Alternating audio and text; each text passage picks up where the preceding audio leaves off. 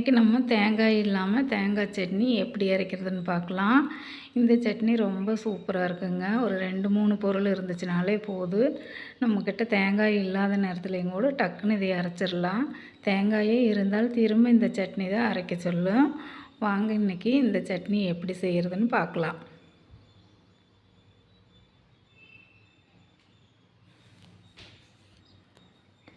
அதுக்கு பாத்திரத்தை அடுப்பில் வச்சு நான் 2 ஸ்பூன் கடலெண்ணெய் விட்டுருக்குறேன். கூடவே கட் பண்ணி வச்சுருக்கிற 2 பெரிய வெங்காயம் சேர்த்துக்குங்க. 2 பச்சை மிளகாய் சேர்த்துக்குங்க. கீரி சேர்த்துக்குங்க, இல்லைன்னா வெடிச்சிரும் எண்ணெயில் காயறதுக்கு. 1 வரமிளகாய் சேர்த்துக்குங்க. நீங்கள் காரத்துக்கு தகுந்த மாதிரி சேர்த்துக்குங்க. கூடவே ஒரு 3 பல் பூண்டு சேர்த்து நல்லா வதக்கி விட்டுருங்க. வெங்காயம் நல்லா வதங்கட்டும்.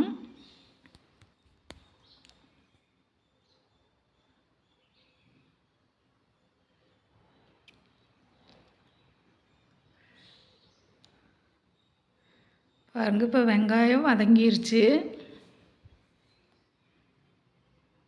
நம்மளுக்கு வெங்காயம் இந்தளவு வதங்கினா போதும்.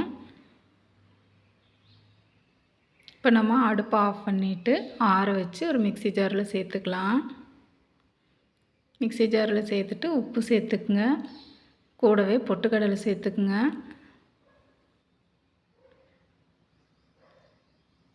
சேர்த்துட்டு தண்ணி சேர்த்துக்குங்க.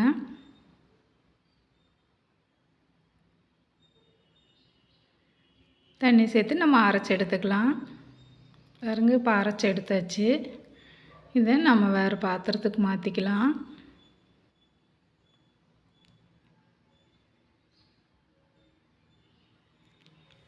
இப்போ வேறு பாத்திரத்துக்கு மாற்றியாச்சு. இப்போ நம்ம சட்னிக்கு தாளிப்பு ரெடி பண்ணிக்கலாம். தாளிக்கிறதுக்கு பாத்திரத்தை அடுப்பில் வச்சு 1 கரண்டி கடலெண்ணெய் விட்டுருக்குறேன். கூடவே 1/2 ஸ்பூன் கடுகு, 1/2 ஸ்பூன் உளுந்தம்பருப்பு, கில்லாத வரமிளகா 3 சேர்த்துக்குங்க, முழுசாக சேர்த்துக்குங்க. 1 கொத்து கருவேப்பிலை சேர்த்துக்குங்க. சேர்த்து நல்லா வதக்கி விட்டுருங்க.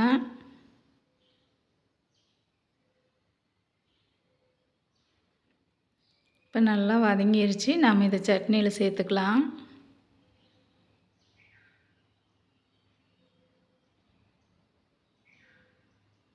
நம்ம தாளிப்பு சட்னியில் சேர்த்தாச்சு.